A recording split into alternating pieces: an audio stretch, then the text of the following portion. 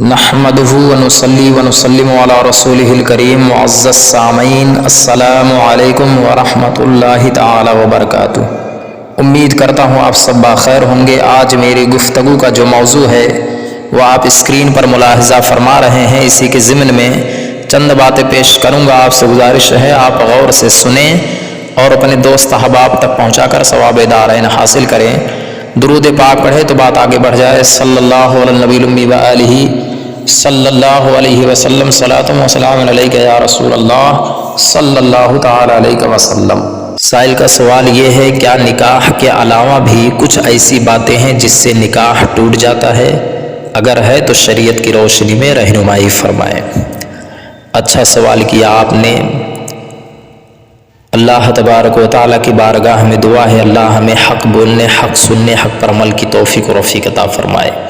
یقیناً مفسرین فرماتے ہیں، علماء فرماتے ہیں، طلاق کے علاوہ بھی 7 ایسی باتیں ہیں جس کی بنیاد پر نکاح ٹوٹ جاتا ہے۔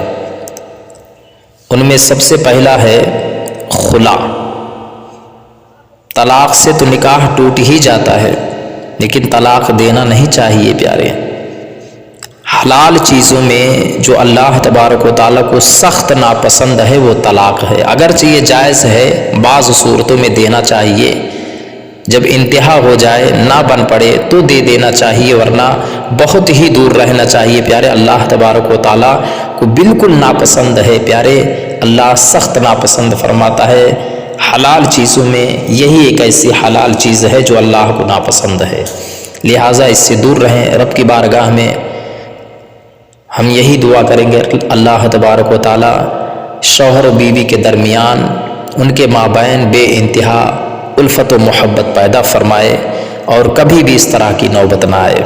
تو پیارے، طلاق کے علاوہ 7 باتیں ہیں جس سے نکاح باطل ہو جاتا ہے، ٹوٹ جاتا ہے۔ ان میں سب سے پہلا نمبر 1 پر ہے خلا۔ خلا کیا ہے؟ شوہر یعنی مرد کی طرف سے اگر مرد اپنی بیوی کو نہ رکھنا چاہے تو شریعت نے اسے طلاق دینے کا حکم دیا ہے۔ تو شوہر کی طرف سے طلاق ہوتا ہے، لیکن بیوی اگر چھٹکارا چاہتی ہے تو بیوی کی طرف سے خلا کا حکم ہے، وہ خلا کرائے۔ مطلب یہ ہے کہ رقم وغیرہ، پیسہ وغیرہ دے کر شوہر کو راضی کر لے کہ میں تمہارے ساتھ نہیں رہنا چاہتی، تم مجھے چھوڑ دو، تو یہ خلا ہے۔ شریعت کی ایک اصطلاح ہے۔ تو خلا جو ہے شوہر سے بیوی لے لیتی ہے تو نکاح ٹوٹ جاتا ہے، نکاح باطل ہو جاتا ہے۔ دوسرا ہے ایلا۔ یہ ایلا کیا ہے؟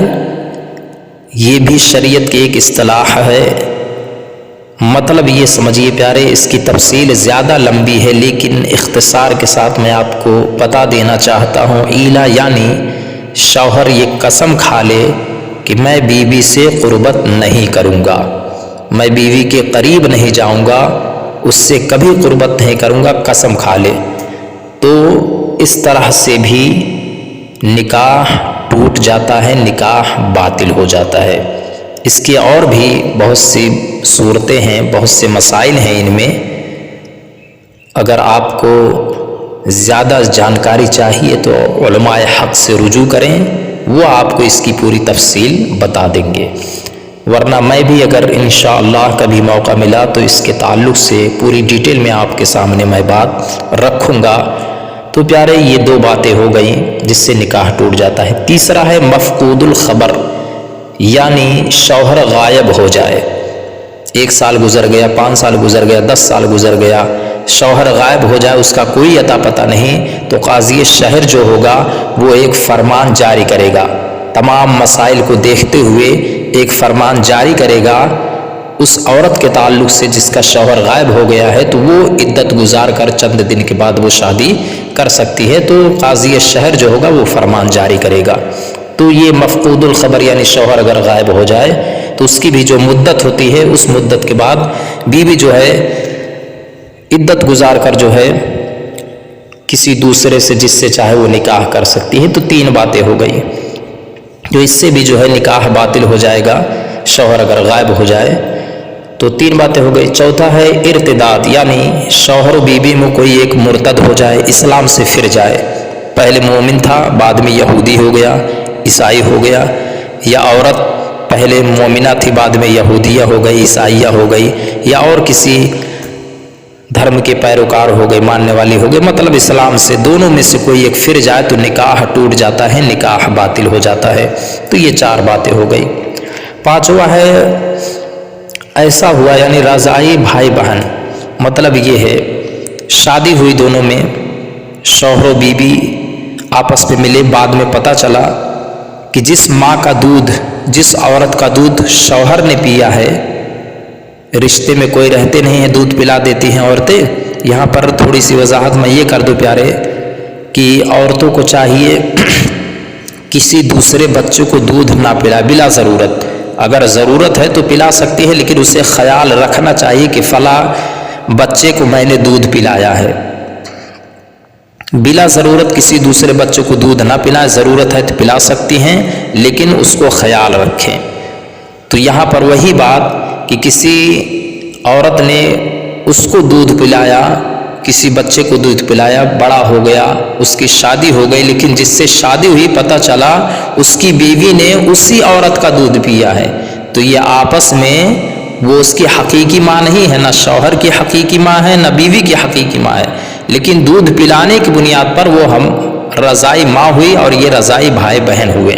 تو اس بنیاد پر بھی نکاح فوراً ٹوٹ جائے گا جیسے ہی پتہ چلے گا۔ پہلے تو خبر نہیں ہوئی، نکاح ہو گیا، لیکن بعد میں پتہ چلا کہ ہم نے فلاں عورت کا دودھ پیا ہے، بیوی نے کہا ہم نے بھی پیا ہے، تو رضائی بھائی بہن ہوئے۔ تو شریعت کا جو مسئلہ ہے کہ رضائی بھائی بہن میں نکاح نہیں ہو سکتا ہے، وہ باطل ہے، تو نکاح ٹوٹ جائے گا۔ تو پیارے یہ 5 باتیں ہو گئی۔ چھٹی بات ہے، چھٹا جو ہے وہ ہے حرمت مصاہرت، مطلب یہ ہے جیسے داماد ہے اور اس کی ساس ہے، داماد نے اگر ساس کے ساتھ زنا کر لیا معاذ اللہ، یا اس کو شہوت کے ساتھ چھوا، تو اس کی خود کی بیوی اس شخص پر حرام ہو جائے گی جس نے اپنے ساس کے ساتھ زنا کیا یا اس کو شہوت سے چھوا۔ اور دوسرا سسر، جس نے اپنے بہو کو شہوت کے ساتھ چھوا یا اس کے ساتھ زنا کیا، تو اس کی بہو اس کے بیٹے پر حرام ہو جائے گی ہمیشہ کے لیے، یعنی نکاح ٹوٹ جائے گا۔ تو حرمت مصاہرت سے بھی نکاح باطل ہو جاتا ہے۔ اس کے بعد 7واں ہے موت سے، شوہر و بیوی میں کوئی ایک فوت ہو جائے تو نکاح فوراً ٹوٹ جاتا ہے۔ یہ کل ملا کر 7 وہ باتیں ہیں جس سے نکاح ٹوٹ جاتا ہے، طلاق کے علاوہ بھی۔ طلاق سے تو نکاح ٹوٹتا ہی ہے، لیکن یہ 7 ایسی باتیں اور بھی ہیں جس سے نکاح ٹوٹ جاتا ہے۔ رب تبارک و تعالیٰ کی بارگاہ میں دعا ہے، رب تبارک و تعالیٰ ہم سب کو دین کی صحیح سمجھ عطا فرمائے۔ واللہ تعالیٰ اعلم۔